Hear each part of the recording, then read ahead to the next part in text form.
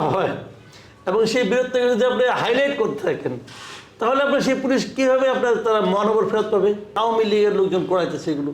তো আওয়ামী লীগের লোকজনকে ধরার জন্য তো আপনি ডেভিল হান্টি করেছেন। ডক্টর ইউনূস তার নিরপেক্ষতা হারিয়েছেন।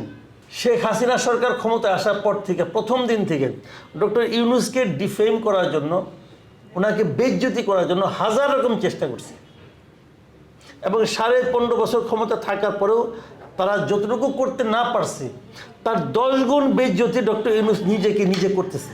তো 3টার সময় কোনো মন্ত্রী পর্যায়ের ব্যক্তি এভাবে প্রেস কনফারেন্স আহ্বান করে আমি শুনি নাই, দেখিও নাই, এই প্রথম দেখলাম। এখন উনি কেন প্রেস কনফারেন্সে ডেকেছেন, ডেকে উনি সেখানে কি কথা বলেছেন? বটম লাইন যেটা, যে আজকে সোমবার থেকে আর এগুলো আপনারা দেখবেন না, এই কথা কোনো অর্থ বহন করে? অর্থ বহন করে না এই কারণে, যদি আজকে সোমবার থেকে উনি আসলেই সমস্ত কিছু নিয়ন্ত্রণ করতে পারেন, হাইপোথেটিক্যালি, যেটা নাকি ইম্পসিবল, যেটা উনি পারবেন না, ধরে নিলাম উনি কোনো জাদু বলে আজকে করলেন, আজকের থেকে আর কোনো ক্রাইসিস নাই, কোনো ছিনতাই নাই, কোনো কিছু হবে না, ধরলাম। তখন আমার প্রশ্ন হবে, তাহলে গতকালকে হতে দিলেন কেন? আপনি কি সোমবার থেকে স্বরাষ্ট্রমন্ত্রী হয়েছেন?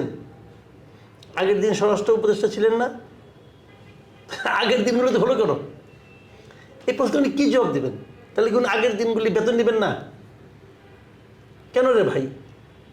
এইগুলো হলো জানেন ছেলে মানুষের মতো, ওই যে পরীক্ষায় খারাপ করে বাবা মা বেত নিয়ে আসে, তখন ছেলে বলে না না না আমাকে মারো না, আগামী পরীক্ষা থেকে আমি খুব ভালো করবো, আজকের থেকে আমি ঠিক হয়ে যাব। এগুলো ওরকম, আজকের থেকে আমি ঠিক হয়ে যাব। এগুলো খুবই হাস্যকর এবং খুবই অযৌক্তিক এবং অযোগ্যদের অজুহাত। বেসিক্যালি উনি ওনার যোগ্যতার এখনও প্রমাণ দিতে পারেন নাই। এত মাস হয়ে গেল, যে আশা নিয়ে ওনার উপর মানুষ ভরসা করে সেটা হয় নাই।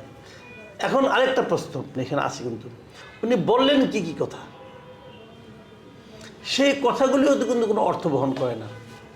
যে আওয়ামী লীগের লোকজন করাইতেছে এগুলো, তো আওয়ামী লীগের লোকজনকে ধরার জন্য তো আপনি ডেভিল হান্টি করেছেন।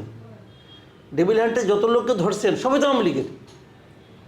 তো এখন ওরা কি জেলখানাতে করাইতেছে কাজগুলো? তা তো দেখি নাই।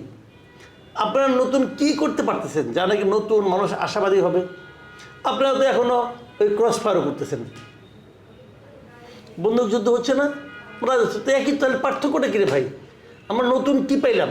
আবার ওই একই অজুহাত দিচ্ছেন। আগে যেরকম স্বরাষ্ট্রমন্ত্রী কথা বলতেন, আমাদের স্বরাষ্ট্রমন্ত্রী ওইভাবে কথা বলতেছেন।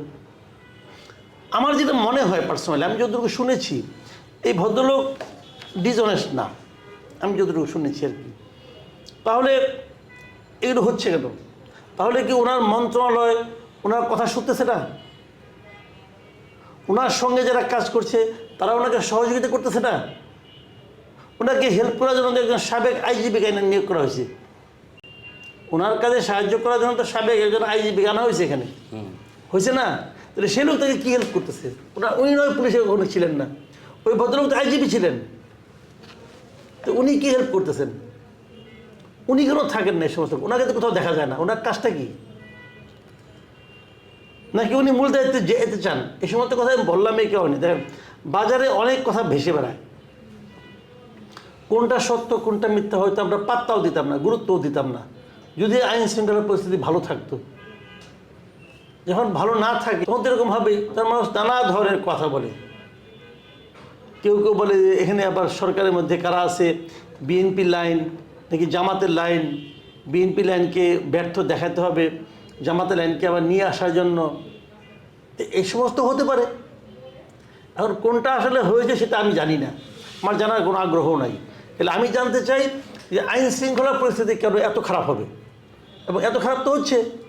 কালকেও তো রাত্রেবেলা আমরা একটা না দুইটা ভিডিও দেখলাম, কীভাবে ছিনতাই করা হলো, গুলি করা হলো, কোপ দেওয়া হলো, তারপরে সব নিয়ে যাওয়া হলো। এটা তো আমরা ভিডিও দেখলাম কালকে রাত্রে। এগুলি দেখার জন্য তো এত বড় আন্দোলন হয় না এই দেশে। এই আন্দোলনের মাধ্যমে যে সরকারটা আসছে, তারা যদি বলতো যে আমরা এগুলি দেখাবো, তাহলে এদেরকে কেউ আনতো না তো। তাহলে এখন এটাকে আপনি কীভাবে এটাকেই করবেন, জাস্টিফাই করবেন?